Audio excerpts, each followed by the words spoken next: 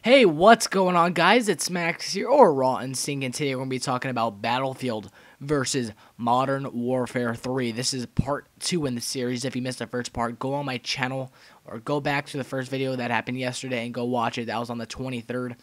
And today we're going to be talking about the gameplay and the graphics in both games. We're going to be comparing them and kind of giving you guys a small synopsis of both of them. So before I get into this, I have a few little updates.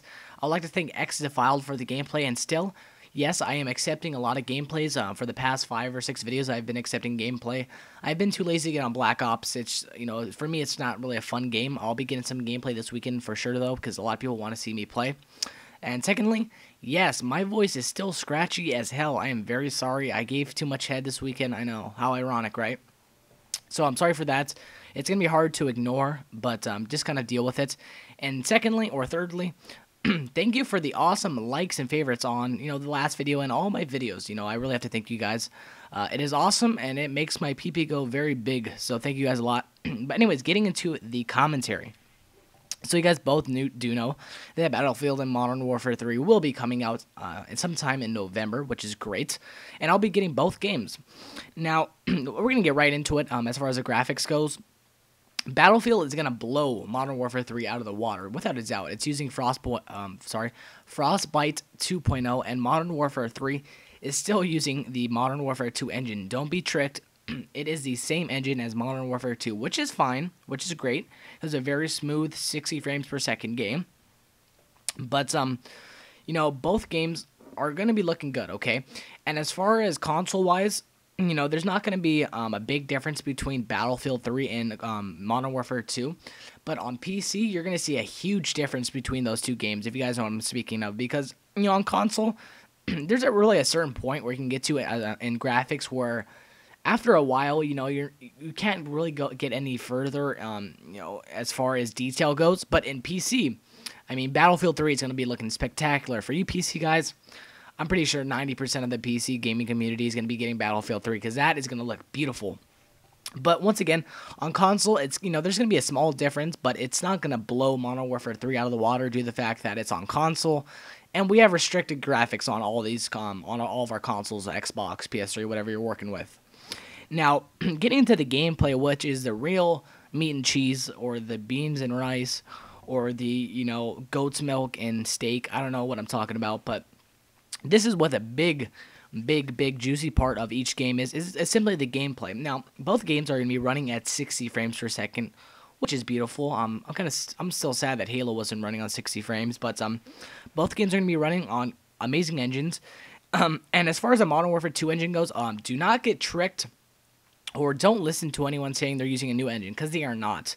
I think 5 or so days ago, I was on Twitter and I was looking through the feeds that 402 left, and he said that it's a more up-to-date Modern Warfare 2 engine. They're going to be adding more graphics, more particle effects, and more updates to pretty much everything. I'm pretty sure they're going to be adding new effects to the multiplayer and things like that. There's been a rumor about, you're going to have the ability to kind of go back and forth behind walls and stuff, or like take cover behind walls, kind of like a Gears of War type of deal, but not really like it. And in Battlefield, I think the real turnoff for us COD players, or for some of the Call of Duty players, is how some say, how sluggish the gameplay is. And, I'm going to agree, the gameplay is a lot slower paced, and it's also, not as smooth. Because Call of Duty, you go on 10 sensitivity, and you're doing like fucking 2400s and shit when you're doing with your sniper rifle. You can, it's very smooth and fluid, but both games are really fluid, and I think you just have to get really used to each game. I love both of them, and I've gotten used to both of them very well. Last year, when Battlefield 2 came out, or Bad Company 2 came out, I forgot what it was, I was actually playing it pretty good. It took me about 2 or 3 days to get really used to the sensitivity, but once you get used to it, it's very smooth, and it's very clean. And I think that's something that a lot of Call of Duty players, I have to look at. For the people who are not a fan of Battlefield, just due to the fact that it's a very sluggish type of slow-running gameplay, the Battlefield series is meant to be more realistic, and that's the whole deal. Even a tweet that came out of Robert, or 402's ass a few days ago, I think it was 2 days ago, he was saying, what was he saying? Oh, he was saying that, someone asked if they were going to be keeping the game super realistic, and, Call of Duty is somewhat realistic. I mean, if you got shot in your head, or if you got shot in the body with a 50 cal, you should be, blown to smithereens. But in this game, you get hit markers. And he said, there's always a certain, a little space that you have to keep between realisticness and just having fun with the game. I mean, if the game is too realistic, it's going to suck balls. I mean, seriously. I can shoot you with a pistol 100 yards away, and you're going to fucking drop like a dead pigeon, all right?